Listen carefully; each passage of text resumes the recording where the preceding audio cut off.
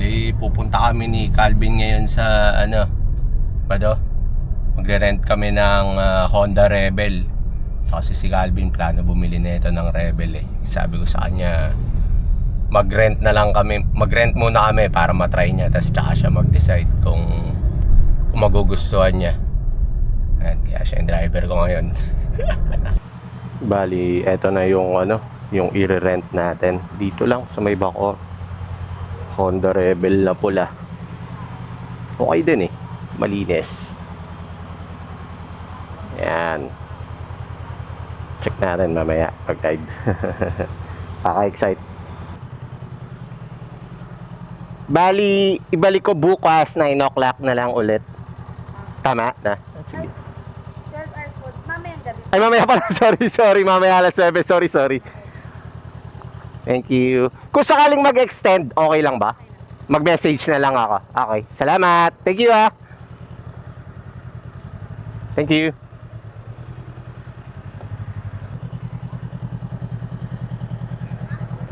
Tabi ka muna sa... Hanap ka munang matatabihan dyan. Mag-ayos lang ako.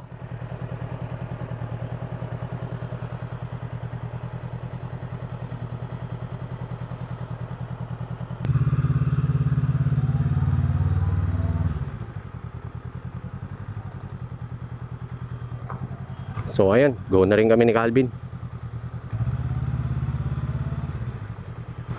Sige, una ka.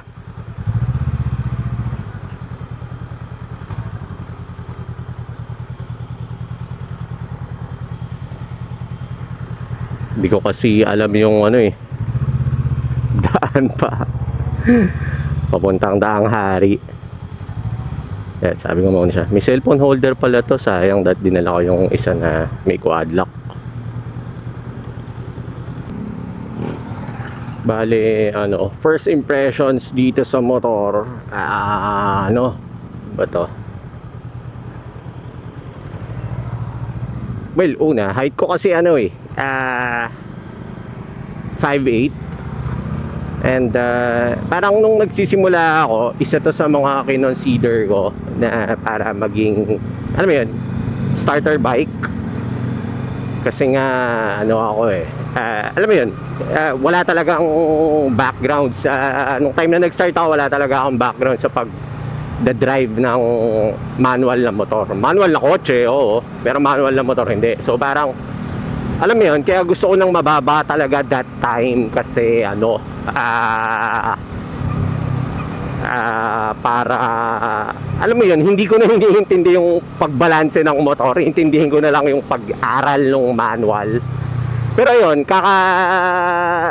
bago ako nag-start, parang puro nood ng mga videos, reviews, alam mo yun. Tapos ang laging comment nila dito sa motor na to is ang comment nila dito sa motor na to is masyado siyang maliit para sa mga matatangkad na riders. Included na ako, 5'8". I mean, para sa Pinoy, medyo nasa above average na statistics na ako eh. So ayun, ngayon tapos iniisip ko, sabi ko, okay lang rin naman eh, kasi komportable naman yung posisyon, etc. whatsoever.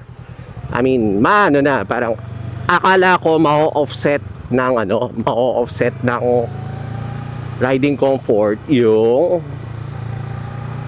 liit nung height ng motor. Kasi ngayon, ewan ko, siguro dahil may experience na ako, siguro kung nung time na hindi pa ako marunong gagamitin ko, baka iba yung feeling. Pero now na ramdam ko nga yung crampiness, kasi parang talaga naka-bend talaga yung tong legs ko. Ramdam, naka-bend yung legs ko, kumbaga parang siguro kung pagmomotor gagamitin ko to ng mga more than 2 hours, medyo iindahin ko yon. Pero mga less than 2 kaya, tolerable. Ganda dito sa daan na to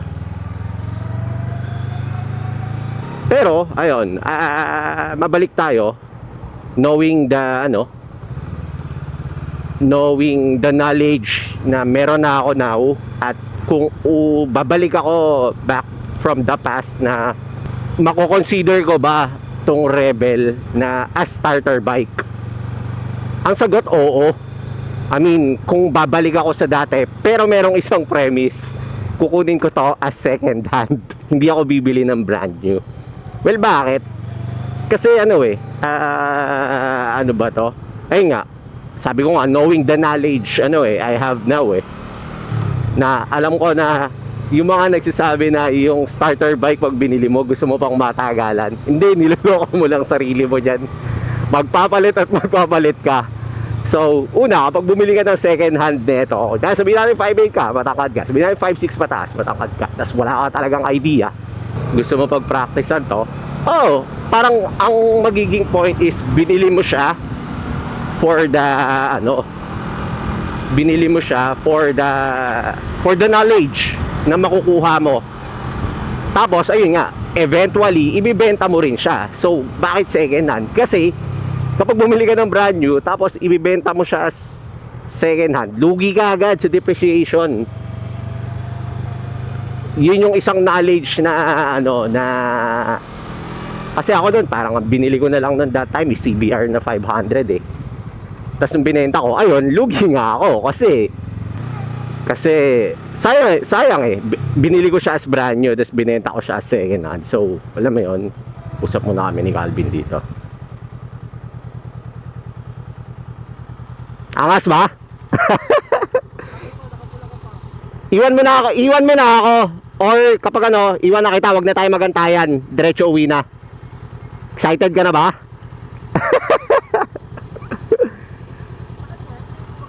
Ha? Siya. Kanya, personal bike niya daw to Oo Village, no? Tas isa lang babayaran mo. Magkano binayaran mo? Nakita ko na to dati, parang akala ko nga doon pa yung daan.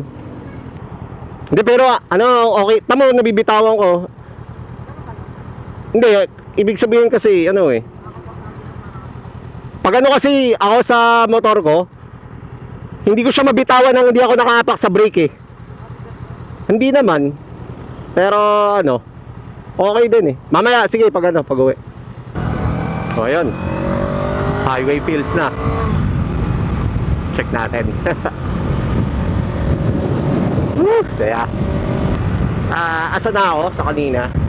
Ayun. Knowing yung knowledge na ibibenta ko nga rin, hindi nakakapanghinayang. So sasabihin mo, takin na, bumili ka pa, tapos ibibenta mo rin pala. Oo, sige, sabihin natin mababawasan siya ng couple of few thousands. Pero yung knowledge na natutunan mo, yun yung binayaran mo Hindi naman talaga yung motor Yun yung hindi naiintindihan nung iba na ginamit mo yung motor. Okay na kung binili mo siya tapos hindi mo ginamit, sayang talaga yon. Pero kung ginamit mo, yung saddle hours, yung knowledge na makukuha mo, so ayun. So kung ikaw medyo nasa katangkaran ka na rider at nag-iisip ka, naiisip mo to pero nakakabasa ka ng mga bad reviews dahil nga, alam mo yun, kasi nga cramp parang kung kung talagang first time mo magmotor, marerecommend ko to yun nga, on the premise na kuha second hand. Pero kung brand new, hindi ko marerecommend na brand new kasi sure ako na hindi tatagal sa'yo to, ka agad. Pero ayun, kung ibibenta mo rin agad, siya, worth it. Tsaka masarap gamitin masarap talaga. Parang napapaisip nga, parang pwede pamasok sa office to kasi dun sa CB ko siya medyo mabigat I mean, kumpara dito, though mabigat din to, pero nasa mababa kasi yung yung center of gravity, so hindi mo ramdam. Kaya nga kanina sa CB ko, hindi ako bumibitaw ng handlebars doon nang hindi nakahawak ng brake. Eto, puta, basta flat pwede Tapos pag bibili ka pa ng second hand nito, puta, makakuha ka mura kaysa maglabas ka ng malaking pera. Ito na. Tapos pag confident ka na, benta mo, bili ka ng gusto mong motor. Diba? Win-win eh. Na-experience mo pa to. Pero maganda ako sa maganda. Kaya doon sa mga tropa ko, meron akong barkada kay Bilog. Bilog na tropa ko. Ayun, ano din yun eh. Niisip nga. Pero si Bilog kasi ano pa eh, wala pa rin masyadong experience. Log, kung kukuha ka na ito, tangina, panalo. Pero second hand, huwag kabili brand new. Tsaka kay Daryl Mateo. Alam mo, gusto mo rin to eh. Ang ano lang, puta na, iilang lang ako ilin kasi baka sumayad yung foot peg. Cruiser probs. Pero, tangina, may buhok sa bibig ko. Pero masaya to, masaya. Nag-e-enjoy ako. Tapos, ano pa bang mako-comment ko dito? Parang yung likod ko, kapag yung alam mo yun, kapag unconscious na ako, parang medyo napapakuba ako. Hindi ko alam kung bakit. Pero pag naisip ko, pwede ko naman i-straight. Pero ayun, something to ponder sa mga nag-iisip na kumuha nito. Pero kung maliit na rider ka, puta, 100% para sa'yo to. Panalo to. Parang lahat ng hahanapin mo para matuto ng motor, makikita mo dito eh. Ang lambot ng clutch, ang gaan. Lahat ng tools, alam mo yun. Kasi sinasabi na ito talaga yung pang beginner. Kasi ano eh, lagi kong sinasabi, parang hindi ako advocate ng multitasking eh. Ewan ko. Parang ano kasi, pag sinabing, para sa akin ako lang naman, hindi ko naman sinasabing tama ako. Multitasking, parang sinasabi mo na hindi mo binibigyan ng 100% na yung attention mo sa multiple things eh. Parang hindi mo ginagalingan, parang nagiging mediocre ka sa multiple aspects, hindi ka gumagaling sa isang bagay.